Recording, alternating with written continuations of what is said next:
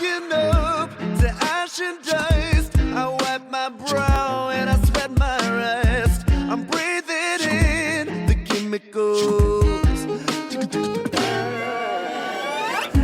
I'm breaking in, shaping up, then checking out on the prison bus. This is it, the apocalypse. Whoa. Somos estudiantes de la Universidad Unicatólica Lumen Gentium de la ciudad de Cali y nosotros le vamos a hablar sobre el tema de manufactura avanzada. Los integrantes de esta exposición son Dani Rodríguez, Franklin Perilla, Diana Vigi Rojas, Tatiana Cárdenas y quienes hablan Andrea Zamora. El contenido de nuestra exposición tratará la definición de lo que es manufactura avanzada, el contexto histórico, de dónde viene, por qué se generó, sistemas de control numérico que incluyen las máquinas, torno, fresas y otros sistemas o software, impresoras 3D, las cuales conllevan a subtemas como polímeros, metales y órganos. Vamos a hablar también sobre el escáner 3D y robots industriales que actualmente se está manejando mucho y está cobrando mucha fuerza. Software CAD y por último una conclusión. Ahora vamos a hablar sobre la definición de lo que es manufactura avanzada. La manufactura avanzada es un proceso mediante el cual se transforma la materia prima en un producto terminado totalmente o semielaborado. Esto es dispuesto para la venta con la ayuda de alta tecnología, lo que son diseños y técnicas de avanzada, que permiten pues una mayor velocidad, una calidad y una precisión. Así, la automatización de procesos productivos también, y es un apoyo a la industria para involucrarse y mantenerse en el mercado global. Lo podemos ver lo que pasa con el Tratado de Libre Comercio. Debemos estar pues muy a la vanguardia y ser altamente competitivos y brindar servicios y productos de muy buena calidad. Para llevar a cabo este proceso se ha desarrollado distintas herramientas que ayudan al constante mejoramiento de los procesos en distintos campos industriales, como son también la medicina. Histórico de la manufactura avanzada, tenemos que en el año 4000 antes de Cristo está la Edad de Piedra, donde se caracteriza por la utilización, como ya hemos hablado, de utensilios y armas. En el año 1500 antes de Cristo vemos la Edad de los metales. En el año 1880 vemos la producción artesanal. Esta se realizaba manualmente, sin ningún tipo de maquinaria. En el año de 1894 vemos que P&L fueron los pioneros en realizar automóviles, con producción también artesanal. En el año de 1845, la revolución industrial fue que dio la pauta. Tras la aparición de esta época se recortó el número de trabajadores, pero también dio surgimiento a la industria textil. La creación de maquinaria de vapor por James Watt fue también el surgimiento a la producción avanzada, manufactura avanzada.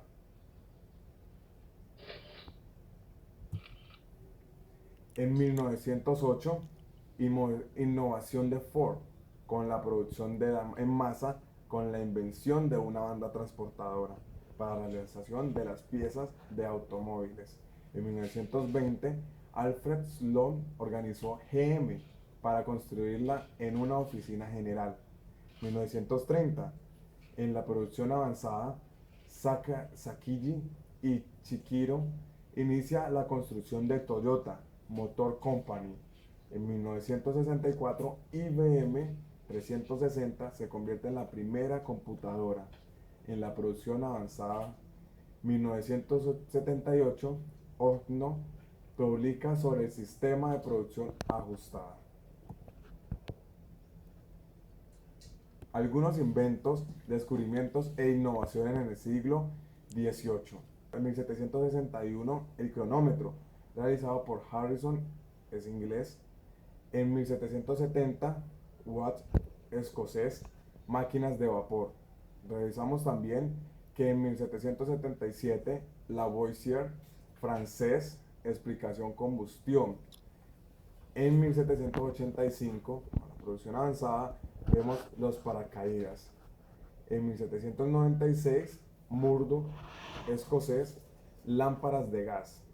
En 1797, Whittier, Estados Unidos, máquina de tarjetas. El motor 4 ciclos por Otto en 1876. La motocicleta por 1885 de Daimler. El motor a gasolina por Daimler en 1889. La radio en 1893. Vemos algunos ejemplos de estos años en la manufactura avanzada. El control numérico o CNC es un conjunto de elementos que permite automatizar tanto el movimiento de los ejes como otra serie de funciones. Actualmente la tendencia del desarrollo de productos en el mercado metalmecánico obliga a las empresas a emigrar a equipos de alta tecnología como son las máquinas de alta tecnología CNC. En este cambio se crea con funciones ya que se considera que los equipos convencionales son obsoletos y resuelven situaciones actuales de producción y no resuelven situaciones actuales de producción. Debemos considerar que hay procesos productivos muy sencillos, los cuales complican un enorme costo operativo si se desarrollan en equipos de alta tecnología. Los procesos simples o de preparación de materiales pueden ser desarrollados en máquinas convencionales, las cuales complementan en forma importante el proceso productivo de las industrias actuales. Existen unos procesos de fabricación que son los convencionales y los de CNC.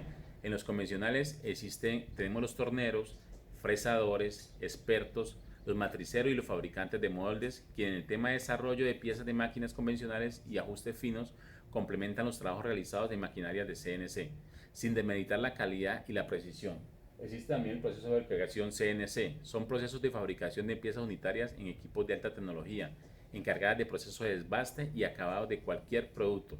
Pero también es posible el desarrollo de la operación sin el maquinado previo. No es posible el proceso de la operación sin el maquinado previo en un equipo convencional, o el terminado a detalle realizado por un experto en una máquina convencional, dando el producto de la calidad final que requiere. Seguimos con la comparación de utilización entre máquinas convencionales y máquinas de CNC. Dentro de las máquinas convencionales, la comparación que tenemos contra las máquinas de CNC es que una máquina convencional, un operario solo puede manejar una sola máquina. La diferencia de la máquina de herramientas de CNC, un operario puede manejar varias máquinas. Es necesario consultar constantemente el plano en una máquina convencional. En una máquina de CNC no es necesario utilizar el plano. En una máquina convencional se necesita una amplia experiencia para el manejo de estas. En una máquina de CNC no es necesario la experiencia. El operador en una máquina convencional tiene el control de profundidad de avance. En una máquina de CNC el programa tiene todo el control y es ella la que ejecuta esto. En una máquina convencional existen mecanizados imposibles de realizar. A diferencia de la máquina de CNC, es posible realizar cualquier operación o herramienta que se le produzca. A continuación vamos a ver las desventajas y ventajas para utilización del CNC, que es el sistema de control numérico. Una de las ventajas es mejorar la precisión, así como en un aumento en la calidad de los productos, una mejor uniformidad en la producción. Existe también la posibilidad de utilización de varias máquinas simultáneas por un solo operario.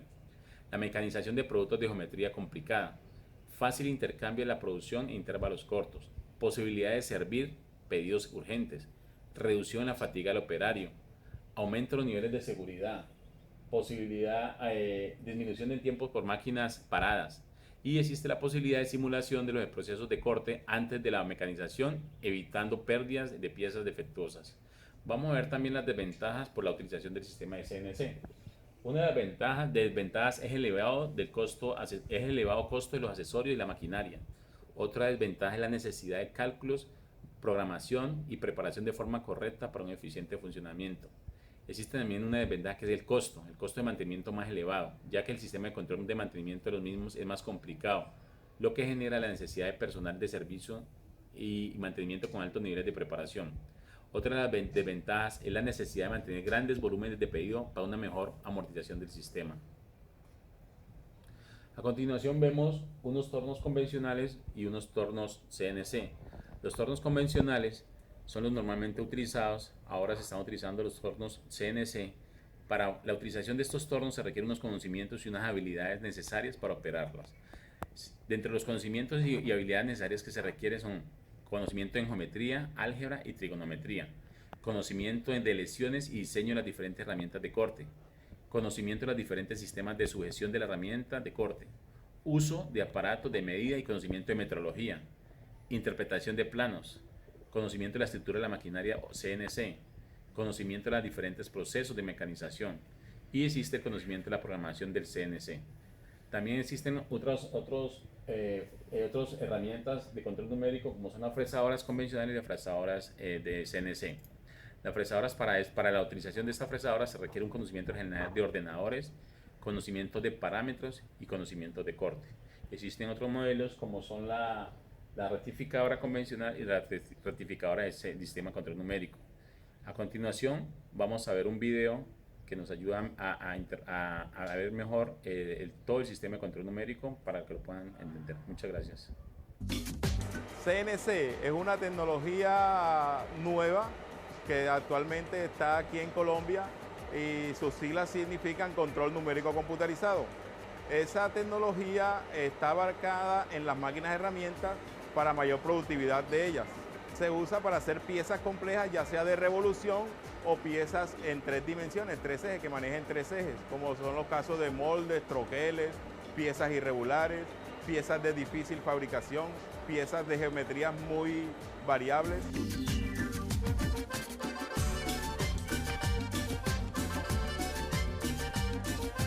Este interesante proceso se genera a raíz de la ejecución de 6 pasos que parten desde el diseño. El primer paso sería el plano de la pieza. En el primer paso, el aprendiz va a realizar el diseño de la pieza apoyado en el software de Mastercam, un software que nos permite ver y optimizar la programación de la pieza.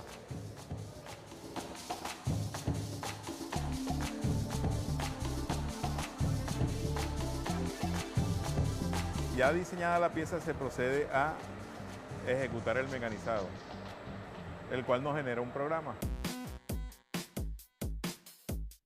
El siguiente paso es transferir el programa que generó el computador hacia el control de la máquina. Por medio de unos pasos, el programa es transmitido a la máquina y él vuelve a verificar esa programación en la máquina. Ya sea por vía cable, por disque, por USB, ya son diferentes medios a los cuales nosotros podemos transmitir ese programa. Ya estando el programa en la máquina, vienen los pasos de calibración de herramientas. Entonces calibramos las herramientas para que el programa parta desde donde se diseñó.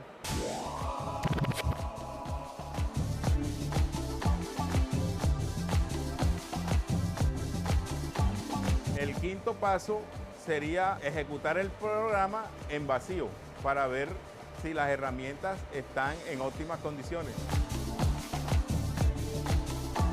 En el siguiente paso ya viene la fabricación de la pieza en sí, donde vamos a utilizar ya las 3 herramientas.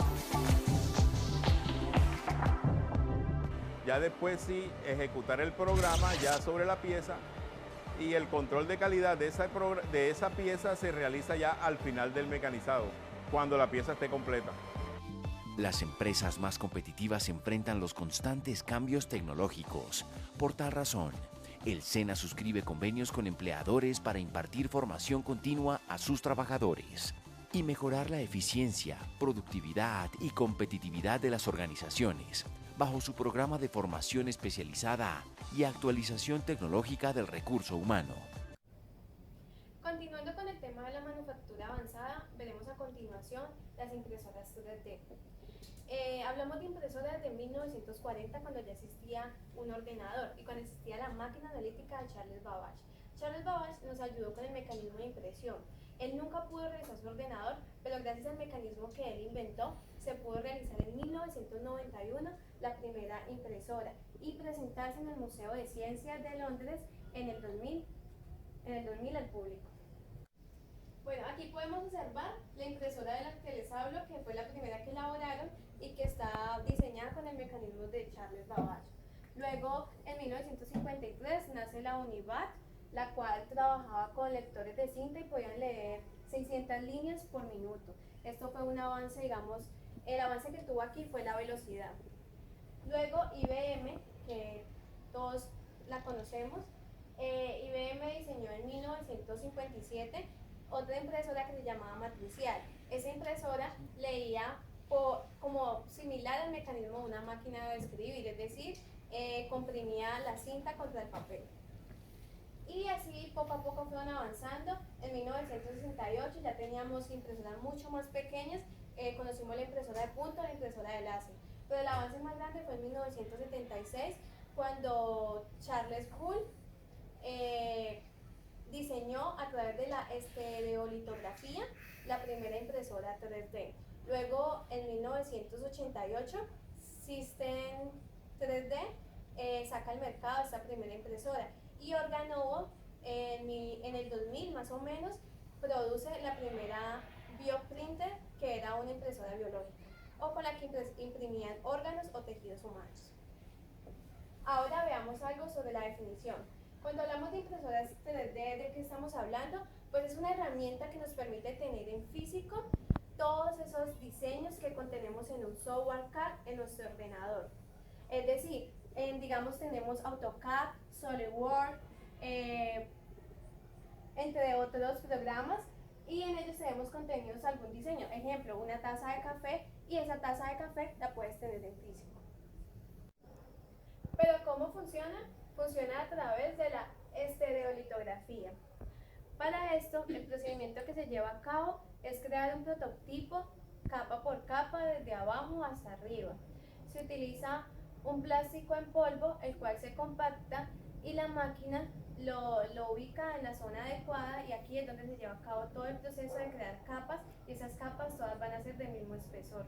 Toda esa función del polvo se va realizando repetidamente hasta que finalmente se desarrolla toda la pieza. Aquí podemos observar un modelo original, que sería un modelo a mano, un modelo en el CAD o en el sistema, en el diseño asistido por computadora, que puede ser, por ejemplo, SolidWorks, AutoCAD, entre otros.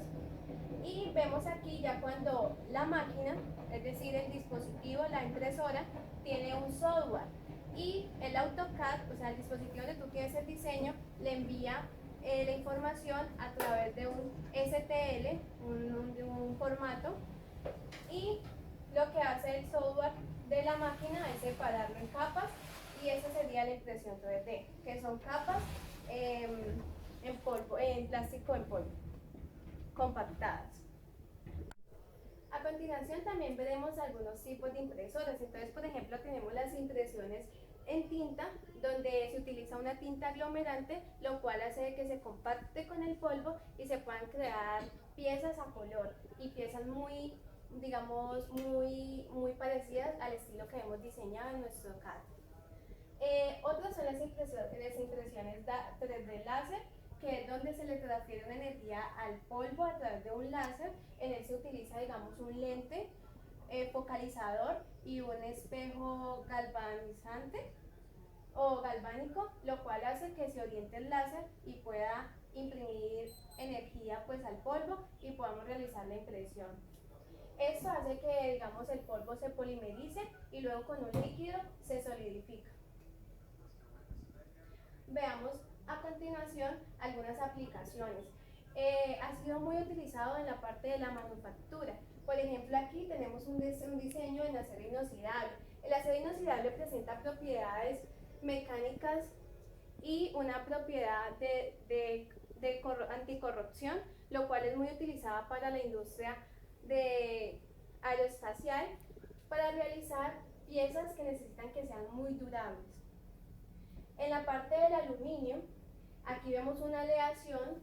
Entonces, con esta aleación se utiliza mucho cuando vamos a crear figuras geométricas que son altamente complejas y que necesitan y que son de detalles muy delicados. Se utiliza también cuando requerimos que sean piezas de bajo peso. Encontramos también el titanio. El titanio es un material muy utilizado en la medicina, en la química, en la industria automotriz, porque es biocompatible y porque tiene una característica de durabilidad El titanio también tiene una característica muy importante que es, gracias a esta norma, recibió la certificación de que tiene un bajo nivel de impurezas. Por otro lado vamos a encontrar el oro y la plata. Estos elementos son elementos que no se pueden realizar directamente en la impresora 3D, sin embargo lo que se hace es una base de cera, y esta base de cera es la que se funde, y con él lo que hacemos es utilizar el oro y la plata para recubrirlos y llenarlos, y luego se manipulan para darle acabados finales. Es utilizado mucho ¿en qué? Es utilizado en la parte de todo lo que tiene que ver con objetos de lujo y en las joyerías. Y vemos el cromo y el cobalto, que por su estilo liso es muy utilizado también en la medicina. Hablamos de que las principales tecnologías utilizadas en 3D en cuanto a los metales, se dice que ellos son sintetizados por un láser usando un metal en polvo, o sea que todos son metales en polvo que por haz de electrones fue desarrollado por la empresa Arkham. Bueno, otros son los polímeros. Los polímeros funcionan inyectando resina en estado líquido y curándola luego con una luz ultravioleta. Se tratan de fotopolímeros que son en base acrílica, en diferentes que le origina o le da muchas propiedades fisiomecánicas, lo cual hacen de que estas tengan mayor flexibilidad, elongación, resistencia, colores, y es muy utilizada actualmente en las industrias, ya que con ellas se pueden desarrollar piezas antes de realizar, digamos, una inversión muy alta. A continuación, también vemos la aplicación en los órganos. Esta aplicación en los órganos ha sido, a partir del 2000, una gran invención a nivel mundial. ¿Por qué razón? Porque se utilizan como papel de impresión células vivas como material para imprimir. Esas células vivas, muchos las llaman el material para imprimir, pero otros lo llaman como la biotinta. Si nos vamos a mirar cómo una impresora tradicional trabaja, las células vivas vienen siendo la tinta. Ellas pasa lo mismo, se compactan con el polvo y se van originando capa con capa hasta finalmente formar el órgano. Hasta el momento, digamos que a nivel de la impresión biológica se han desarrollado, digamos, implantes, tejidos, y el último que desarrolló la empresa Organovo, como vemos aquí, fue un riñón. ¿Qué pasa con esto? Pues son células vivas y, digamos, a una persona se lo van a hacer, a esa persona les traen células y con las células de esa persona pues elaboran el órgano que quieren. El corazón todavía sigue en estudio. También que vemos, se pueden, digamos, en caso de un accidente y se pierde algún miembro o alguna parte de nuestro cuerpo, puede ser reconstruida como observamos en esta parte. En este momento todavía siguen estudios, y también está un medicamento que es el Sprit. Es un medicamento para las personas que sufren de epilepsia y se ha podido desarrollar a través de esta máquina, entre otros desarrollos. A continuación veremos un video sobre las impresiones 3D que pues nos darán mucha más apertura sobre el tema que les acabo de dar a conocer. Imprimir una taza, a ver si nos sale bien y podemos beber de ella algo. Yo no voy a tomar de ella. Bueno, lo veremos. Ahora vamos a ver el archivo imprimir. Efectivamente, mira, tenemos aquí la taza que hemos dicho que íbamos a imprimir. Se puede obtener de tres formas este archivo. Por un lado, podemos descargarnos la plantilla por internet.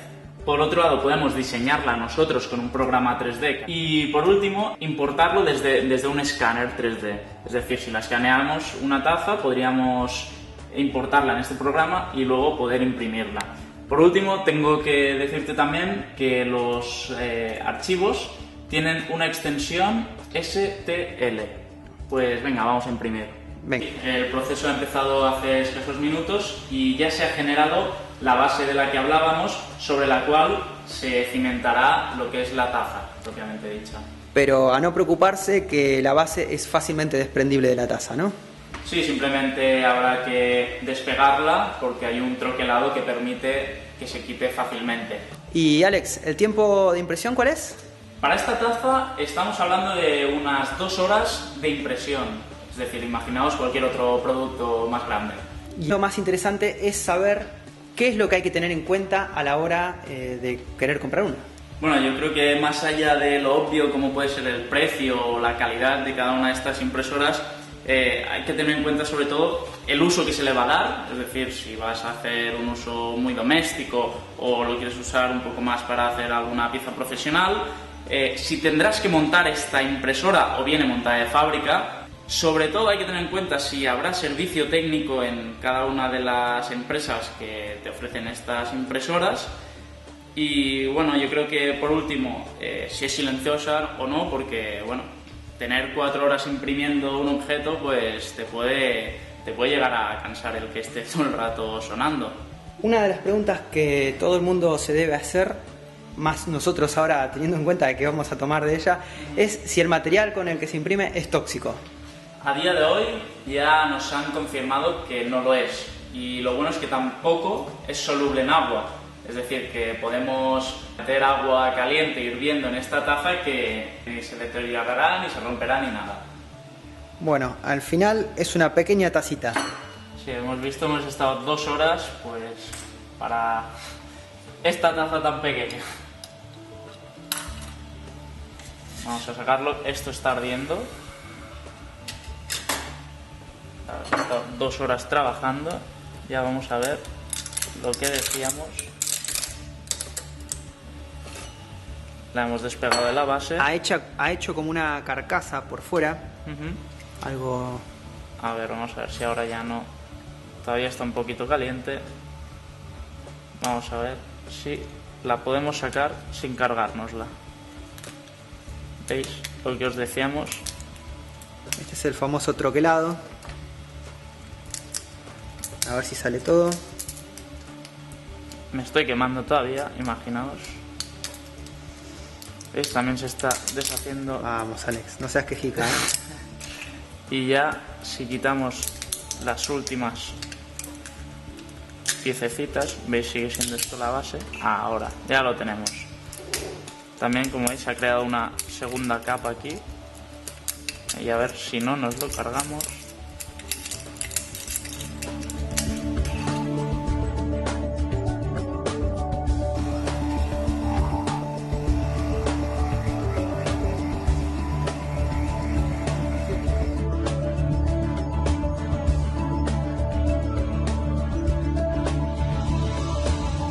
Pues aquí tenemos el café. Vuestra salud. Ahora vamos a hablar sobre el escáner 3D. Como vimos con la impresora 3D que nos expuso la compañera Tatiana Cárdenas, plasma un objeto de una serie de modelos que se han generado mediante un programa 3D y los vuelve sólidos. Ahora pensemos una cosa, queremos generar copias exactamente a partir de tener un objeto sólido en 3D. Esto es lo que va a crear el escáner. Vamos a hablar de los tipos de escáner.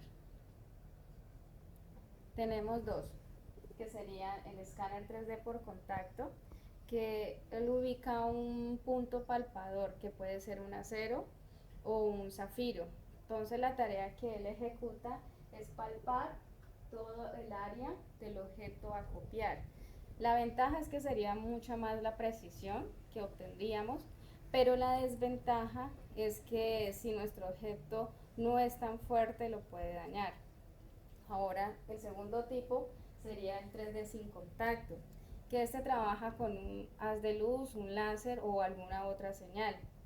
Entonces con esta tecnología se puede trabajar en áreas de edificaciones y es mucho más segura pues con respecto a los objetos que tenemos en no dañarlos. Vamos a hablar entonces ahora de los tipos de escaneos que se trabajan con el haz de luz.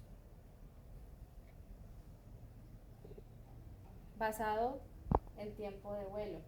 Entonces con esta medida lo que tenemos es que él emite un haz de luz y mide el tiempo en el que se devuelve, algo similar o parecido a los radares de los murciélagos. También hay otro tipo de escaneo que sería basado en triangulación. Como su nombre lo indica y podemos observar en el dibujo, está el emisor, el cual, valga la redundancia, emite un haz de luz.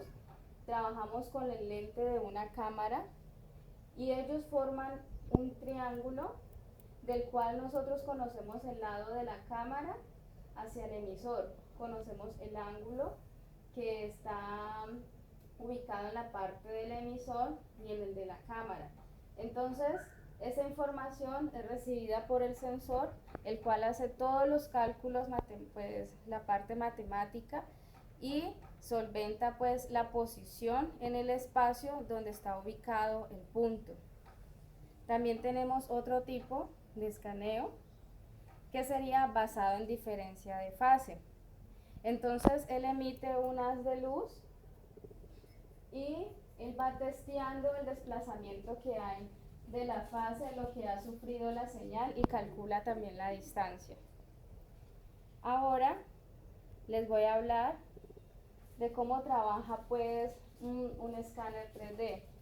El escáner 3D lo que hace es medir el posicionamiento espacial de cada punto. Entonces esto lo que hace es ir generando el objeto tridimensional y tomando pues esta información en el sensor. Ahora, cuando esta tecnología como la impresión y el escáner que estamos hablando sean pues sea más popularizado, podemos decir que el mandar objetos o el consumismo van a ser pues disminuidos. ¿Por qué? Porque podemos enviar el archivo del objeto que queremos o lo buscamos en internet y fácilmente lo vamos a imprimir y obtener en nuestra casa. A continuación les mostraré un video que les va a aclarar pues mucho más este concepto del funcionamiento del escáner.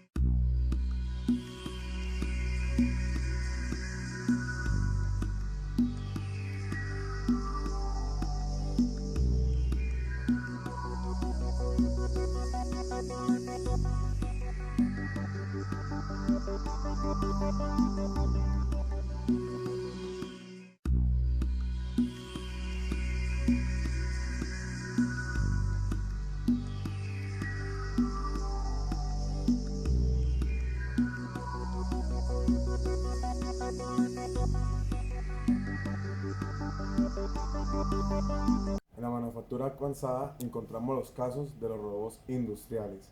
Un robot industrial es un manipulador multifuncional reprogramable capaz de mover materiales, piezas, herramientas o dispositivos especiales según trayectorias variables.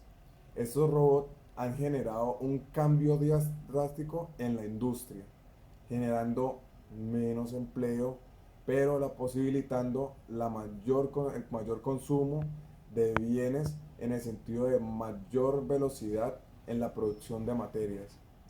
Programadas también estos robots para realizar tareas diversas. Se denominan manipulador o robot. Pero bueno, ¿qué es un manipulador? Es el mecanismo formado generalmente por elementos en serie articulados entre sí para poder mover alguna pieza, y un robot es el manipulador automático, servocontrolado, reprogramable, polivalente, capaz de posicionar y orientar piezas. Estos robots deben de tener un contrapeso para poder generar la carga de esta pieza. La pieza pues puede generarse directamente de la carga del robot o una carga superior al robot en el contrapeso que tenga este. En la parte de la estructura de los robots industriales tenemos la parte de la articulación, también tenemos la parte de los eslabones. Un manipulador robótico consta de una secuencia de elementos estructurales rígidos, denominados eslabones, ¿sí? O los enlaces, que son directamente como las partes de una mano, donde consta de varias partes para poder sujetar y dar agarre y dar fuerza a esta parte del robot para así poder levantar cualquier tipo de equipo. Ahora vamos a ver los elementos estructurales de un robot industrial, que son por la parte de una línea o por la parte de la rotacional. La parte de la línea, si un eslabón desliza sobre un eje solidario al eslabón anterior, ¿sí? Para poder dar el movimiento, y la rotación para poder generar y cambiar de un lado a otro, posicionar, coger de un sitio y cambiarlo a otro. Tenemos la parte de la rotación en caso de que un eslabón gire en torno a un eje solidario al eslabón anterior. Ahora podemos ver la parte de los elementos terminales, que pueden dividirse en dos categorías, que son las pinzas o gripper.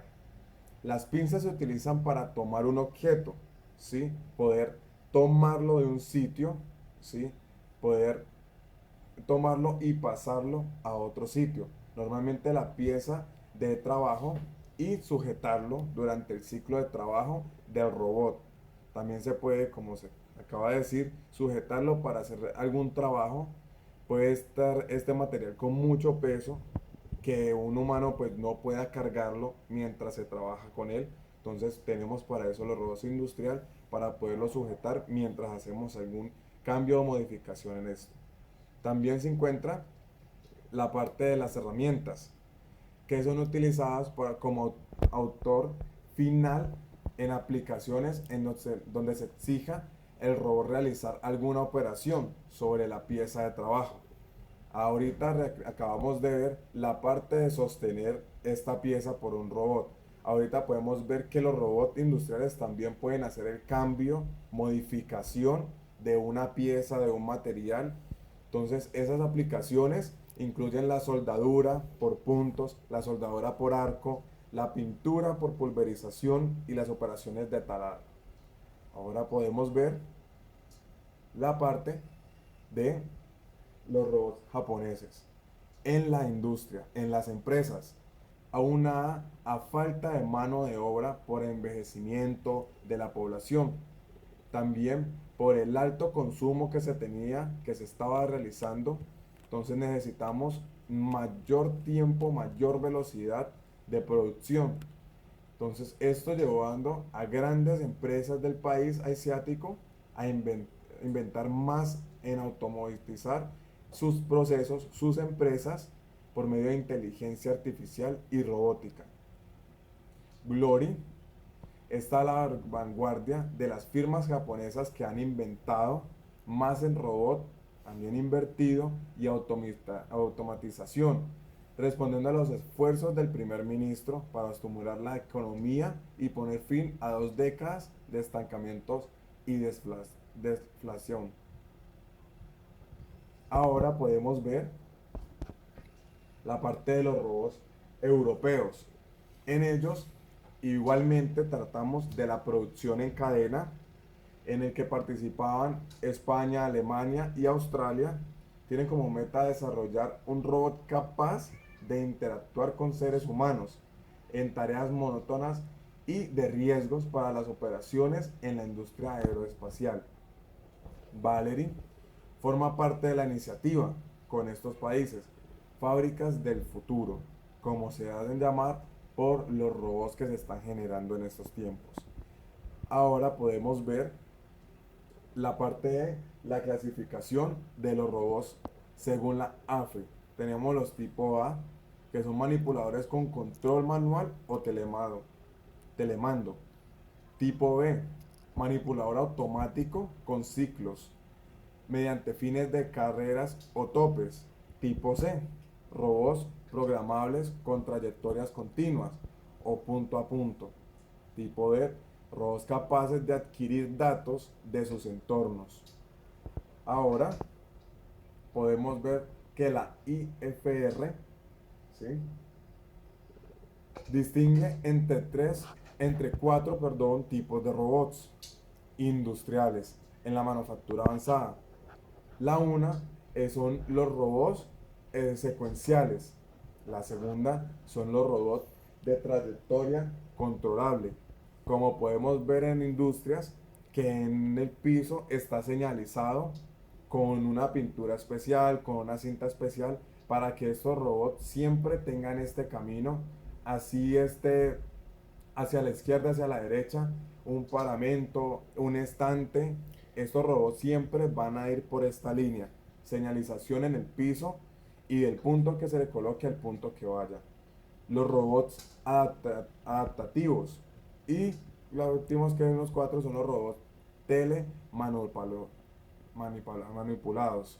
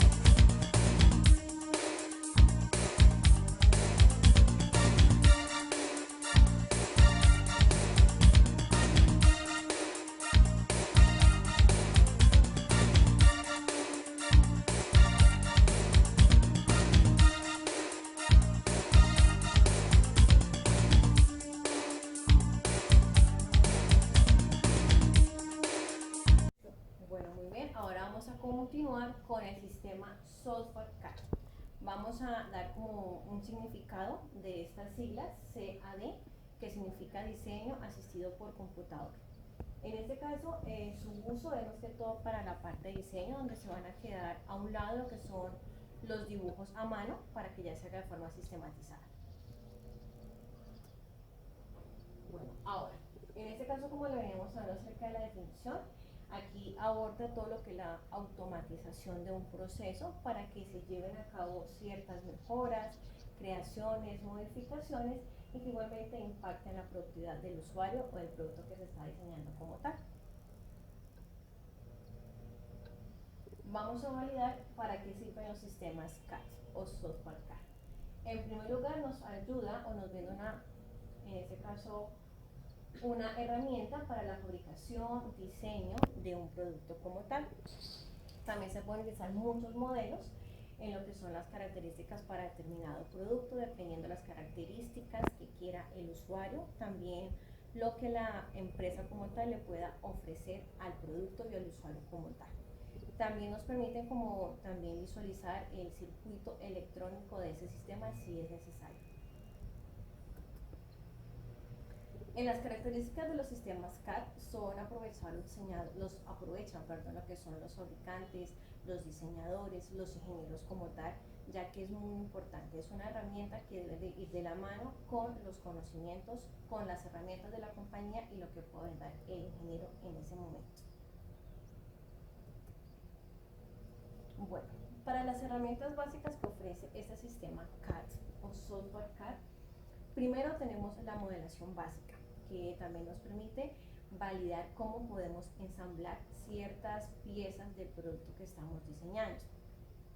También es un foco hacia la geometría, ya que lo podemos ver en varias dimensiones, según como 2 dimensiones, 3 dimensiones o incluso 2,5.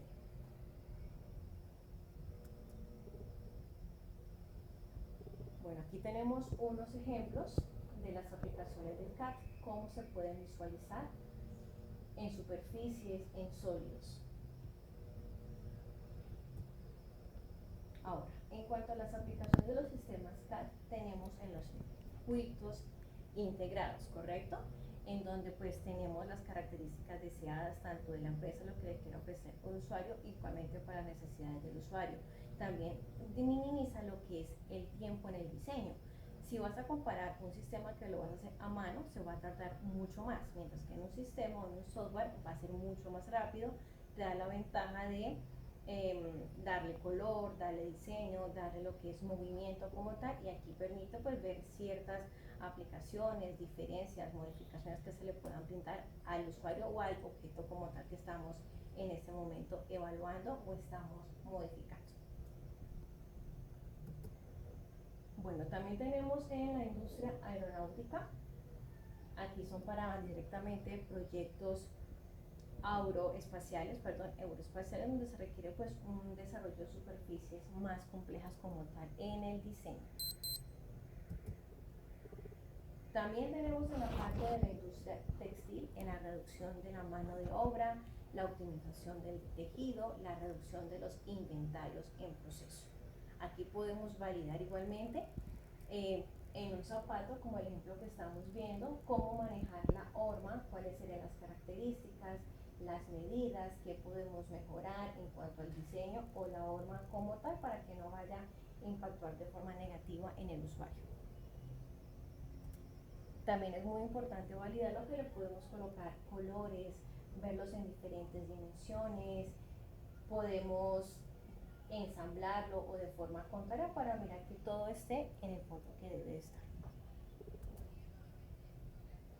Bueno, en esta parte es eliminar automáticamente las líneas y superficies ocultas. Aquí es un diseño como tal, pero podemos quitar esta parte del boceto como tal, ya colocarle color y mirar exactamente cómo va a quedar el producto. Podemos darle rotación a la pieza, trasladarla, la podemos modificar, le podemos saber o corregir ciertas características que no generen ningún valor al producto como tal. Podemos hacer todas las modificaciones necesarias y llegar al producto final que se desea. Bueno, también podemos tener en una planta todas las, en este caso, vistas que necesitamos, ya sea frontal, lateral, podemos mirar cómo va a quedar digamos en un boceto ya final en todas las superficies que impacten. Como les digo, en todas las vistas posibles podemos dimensionar. Muy bien. Aquí nos están hablando acerca del volumen de la superficie como veníamos manejando actualmente. Le podemos colocar movimiento, le podemos colocar volumen, le podemos modificar color. Son unas características, todas las herramientas que le permiten para que el producto, pues en este caso, esté al alcance antes de que vaya a producción, ¿correcto? Para evitar lo que son reprocesos, malos inventarios o un diseño pues que no le genere ningún valor tanto a la compañía ni al usuario, sino que pues en este caso lo que evitamos son pérdidas como tal, que todo se haga en un boceto o en el diseño como tal antes de llegar a producción. Vamos a continuar con un video que les vamos en este caso reproducir para que pues ustedes puedan entender mejor lo que es esta práctica o software en este tema que para los ingenieros es muy importante, es una herramienta que debemos de tener siempre en la mano. Muchas gracias.